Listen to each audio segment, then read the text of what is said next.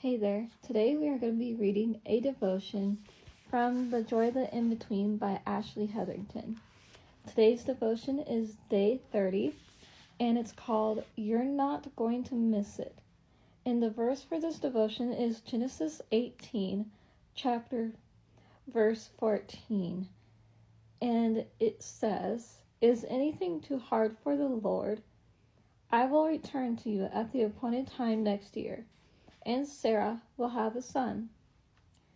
Ashley says, "The rush hour traffic was busier than normal.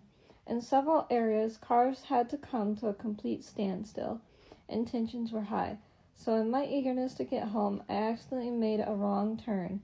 The rerouting on my GPS began to spiral, and I worried that the wrong turn would add another 20 minutes to my trip.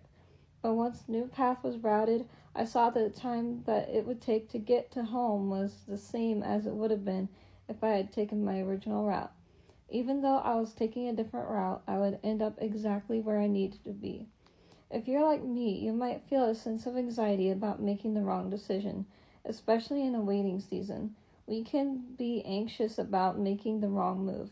We might be afraid to take the wrong step, which will lead us to miss out on what God has for us. Maybe you've applied for a job and the recruiter hasn't gotten back to you. You might be wondering if you should apply somewhere else or wait for God to come through and provide this job. You don't know which school to go to, so you anxiously go back and forth between several options, worried that you'll pick the wrong school. You're not exactly sure where to move. With all these cities to choose from, you can be sure you're making the right decision. Undoubtedly, we all will be faced with difficult situations like these, when we're afraid that any decision we make could mess up the plan God has for us. Here's the thing: you might make the wrong move, you might make a wrong step, but God has a beautiful way of rerouting us to exactly where we need to be.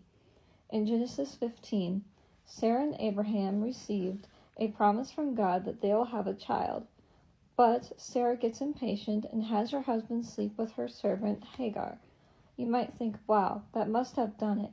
That one mistake must have opted Sarah and Abraham out of God's good promise and plan for their lives. But no. Years after they made that mistake, God reroutes them. He returns and reaffirms his promise to them. In his perfect timing, he makes it happen. So take a deep breath today. Be still. You're not going to miss out on what God has for you. If God said it, it will be done, and nothing, not even you, can get in the way of that. God, I bring you my fear of missing out on what you have for me. Sometimes I believe that the lie for me to attain